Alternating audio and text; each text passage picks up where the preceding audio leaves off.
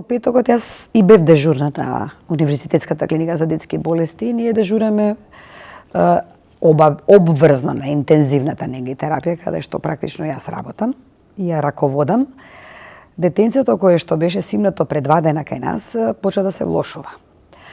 И сигурно дека неговото влошување и основната болест беа причина да малку почнеме да размислуваме поагресивно околу тоа како да го спасиме тој живот на едно 2-годишно девојче кое што влошувањето има уште една алтернатива, затоа постои интензивната завршување на механичка вентилација или ние велиме или на вештачко дишење. Основната болест е доста специфична и ретка, заради кој самото влошување настапува.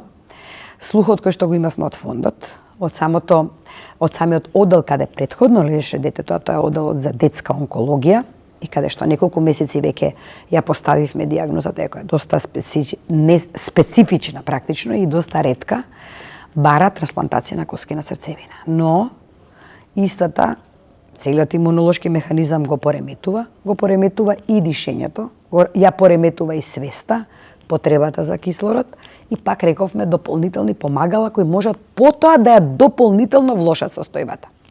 Се организиравме, и тоа е добро што се организиравме, Министерството за здравство, Фондот за здравствено осигурување, бидејќи сепак начинот на кој што детето замина на лекување дополнително во Турција беше потпомогнато од сите овие институции и го однесовме, да речам, во 1 секунд до 12, бидејќи пак ќе кажам, доколку и понатаму останеше на нашето одделение, имаше потреба од дополнителни наши агресивни помагала за да го обстоиме во живот, сепак ќе значеше и многу дополнителни понатаму компликации од кои некогаш навистина може да бидат запрашувачки дали ќе го обстанат животот тука. А веќе е друго кога го однесовме без тие помагала. Во четвртокот имавме конзилиум, кој го направивме со колегите, каде што претходно се лекуваше детето, и оценивме дека веќе оди работата во друг правец непосакуван. Веќе се виде дека дишењето навистина станува запрепастувачко и она што го добивме од рентгенграфијата укажува дека белодробието сериозно почнува да страда. Практично конвулзиите или грчењето во мозокот беше причина да детето се симне од спратот каде што лежеше онкологија со својата мајка, се одделува од својата мајка, дополнителен психички стрес и се симнува на нашето одделение. Саатите беа практично одбројани кога ова дете ќе требаше евентуално да интервенираме со вештачко дишење, односно да го евентуално однесеме таму каде што ќе може веќе во самата институција, каде се предвидува понатамошното лекување кое во случајот со оваа ретка болест е трансплантација на коскена срцевина, е многу поразлично доколку се транспортира без било какви други помагала. Зборот на лекарот и особено и кај луѓето, односно колегите од надвор, е многу важен. Ако јас кажам дека детето не е спремно, ќе останеш. Напишав дека е спремно за пат, го прифатив ризикот, го прифативме ризикот со сестрата заедно и ете со колегите од Турција направивме разговор на телефон, при што се разбравме во каква кондиција, сватија дека е сериозна работата.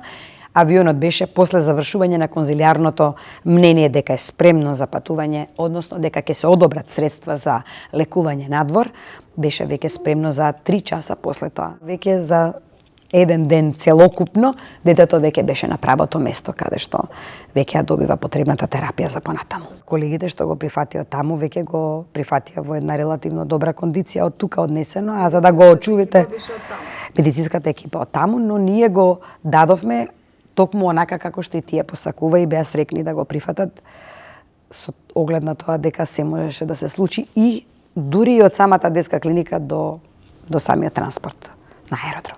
Изборот на клиниката секогаш е на база на тоа кој ќе понуди добра можност за компатибилната крвна група и компатибилната, односно сродноста на пациентчето мало и некој кој што ќе има иста крвна група и можности да има хајала типизација автентична со самото дете. Во случајот на едоа 30 сродни дарители.